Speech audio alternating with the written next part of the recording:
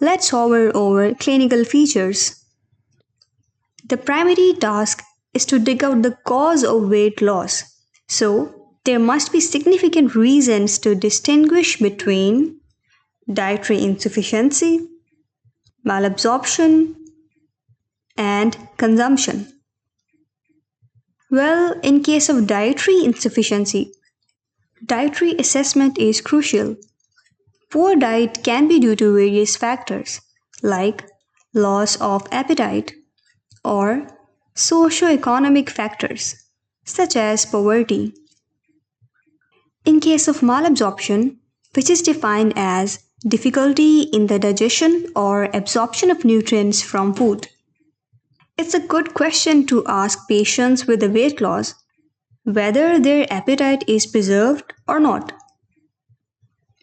Weight loss in presence of a good appetite can relate to malabsorption.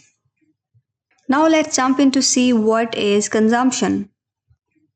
It represents any infective, inflammatory, or malignant disease which has ability to cause unintentional weight loss. Weight loss is sometimes an indicator of end stages of various diseases.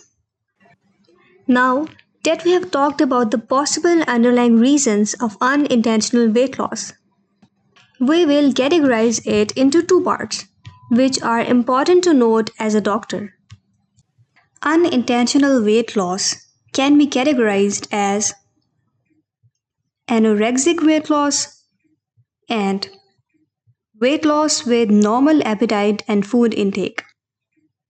In case of anorexia, which is an eating disorder characterized by abnormally low weight, food restriction, distorted perception of body weight.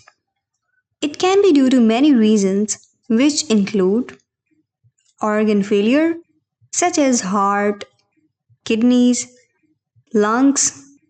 Another cause is dementia or depression. Some other causes include cancer, tuberculosis, and some inflammatory condition. Now let's see how anorexia is causing weight loss.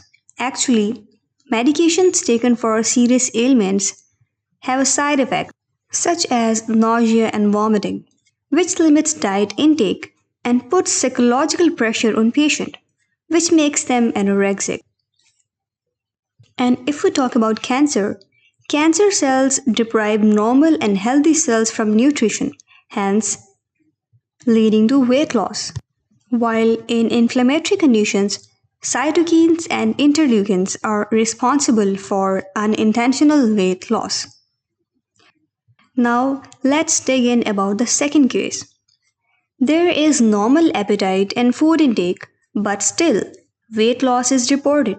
So the reasons might include following: endocrine diseases such as diabetes, which is high glucose level in blood, and hyperthyroidism, which is excessive metabolism, and that's why body cannot store food as fat and utilizes everything immediately, or malabsorption from the GI tract.